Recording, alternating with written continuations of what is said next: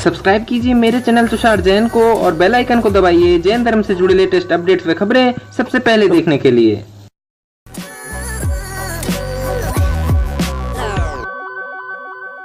You know, I read about different philosophies and I'm very impressed with the Jain philosophy because it is based on three aspects. One is non-violence, अहिंसा, non-violence. Second is कि आप उतना ही इस्तेमाल करिए जितना कि आपको जरूरत है, उससे ज्यादा इस्तेमाल ना करिए। और तीसरा कि अगर किसी और की का विचार, सोच विचार आपसे अलग हैं तो आप उससे झगड़ा ना करें। आप ये बात माने कि उसका भी एक पॉइंट ऑफ व्यू है और उसको अधिकार है अपना अलग पॉइंट ऑफ व्यू रखने का। लेकिन इसका मतलब ये नहीं कि मैं आपसे जुदा हो जाऊं, आपसे अलग हो जाऊं, आपसे झगड़ा करना शुरू करूं। तो अलग विचार को एक ही मंच पे रखने का हम सबको अधिकार है। ये सारे वैल्यूज हैं जैनिज्म के जो पढ़ के मुझे बड़ा मैं खुश हुआ, बड़ा इंप्रेस हुआ ये जानकर। इससे मुझे सीखने को मिला। हाँ, यानी स्मोकिंग तो बंद हो गया। स्मोकिंग तो नहीं, अभी तो रिलीज तो 2 साल दूर है। स्मोकिंग तो बंद हो गया है। और ये जो केक मैंने काटा और आप लोग खिलाया वो भी वीगन केक था, मतलब उसमें दूध नहीं था, दूध और अंडा नहीं था। परमानेंट हो गया। उसकी वजह ये है कि किरण जी ने मुझे ये एक वीडियो दिखाया यूट्यूब पर जिसमें basically good habits, good health की बातें एक डॉक्टर हैं अमेरिका में, वो लेक्चर दे रहे थे खाने के बारे में और खाने का जो रिश्ता होता है आपके जिस्म से, अलग अलग बीमारियों से, आप किस तरह हेल्दी खाना खा सकते हैं, नॉन वेज से क्या तकलीफ हो सकती है आपको, वेज से क्या होता है और वीगन से क्या होता है।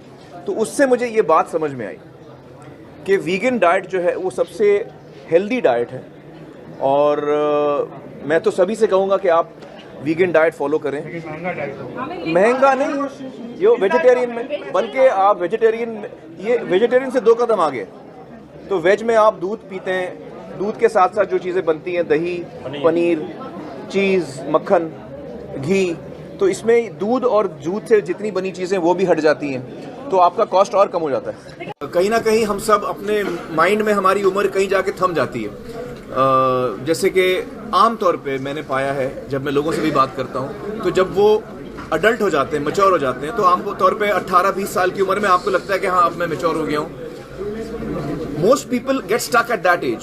आम तौर पे लोग उसी उम्र में अटक जाते हैं अपने जहन में।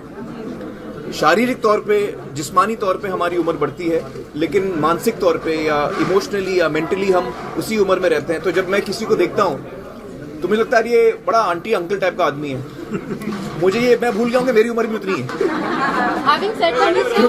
क्योंकि अपने जहन में तो मुझे लगता है मैं आज भी 18 साल का हूँ। उम्र का याद तब आती है, उम्र की याद, जब हमें कुछ फिजिकल चीज करनी होती है जो हम 18 साल की उम्र में कर पाते थे बड़ी आसानी से, अब हमें मुश्किल होती है वो करने में। तो तभी उम्र का एहसास होता है या याद आती है बात।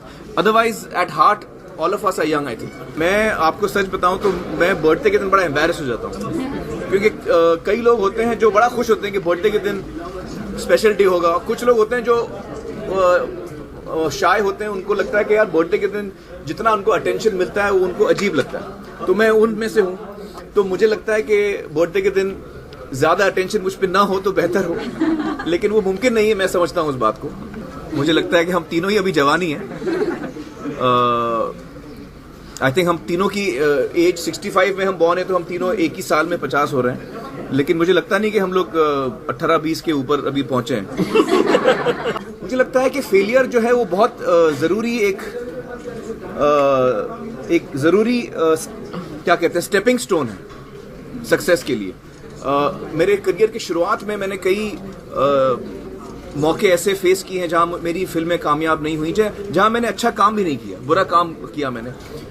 कभी चॉइसेस गलत हुए, लेकिन वही चीजें जो मेरी गलतियां थी, जो मेरे फेलियर्स थे, सबसे ज्यादा सीख मुझे उन्हीं से मिली है। तो आज मैं जो कुछ भी हूं वो ना सिर्फ मेरी कामयाबियों की वजह से, लेकिन मेरी फेलियर्स की वजह से, क्योंकि फेलियर्स ने मुझे सिखाया है कि मुझे क्या नहीं करना चाहिए, और फेलियर्स ने मुझे सिखाया है कि मुझे क्या करना चाहिए। और वो जो सीख मिली है मुझे, उसका मुझे बड़ा लाभ हुआ है आज तक। मेरी बर्थडे मेमोरीज ये हैं कि चूंकि मेरी सालगिरह 14 मार्च को है, तो आमतौर पे उस वक्त एग्जाम हुआ करते थे, तो मेरी बर्थडे हमेशा पोस्टपोन होती थी कि अभी एग्जाम से बाद में कर लेंगे। जब मैं छोटा था तो मुझे पतंगों का बड़ा शौक था, तो मुझे याद है एक दफ़ा मुझे चरखा, मांझा और पतंगें मिली थी बर्थडे पे, तो मुझे बहुत अच्छा लगा था। If you are strict about it, अगर आप डिसिप्लिन हैं तो हर चीज़ मुमकिन है। आप अपने बॉडी को टोटली चेंज कर सकते हैं, क्योंकि मैं कई दफ़ा कर चुका हूँ, तो मैं आपको बता सकता हूँ कि if you are strict about it, it's a very scientific thing. अगर आप उसको फॉलो करें तो आपकी बॉडी जैसे आप चाहें आप उसको घुमा सकते हैं। मैं जब अपनी पुरानी फिल्में देखता हूँ तो मुझे बड़ी कोफ्त होती है। मुझे वो सारी चीज़ें नज़र आती हैं जो मैंने गलत की हैं, जो मैं बेहतर कर सकता था। तो मैं अपने पुराने काम को देखना पसंद नहीं करता। आज़ाद को सिर्फ एक ही इंटरेस्ट है, मैं केक कब काट रहा हूँ। धन्यवाद दोस्तों आपका बहुमूल्य समय देने के लिए। यदि आपको हमारी वीडियो अच्छी लगी तो इस वीडियो को लाइक करें, नीचे कमेंट करें और ऐसी वीडियोस देखने के लिए हमारे चैनल को सब्सक्राइब कर लें। धन्यवाद।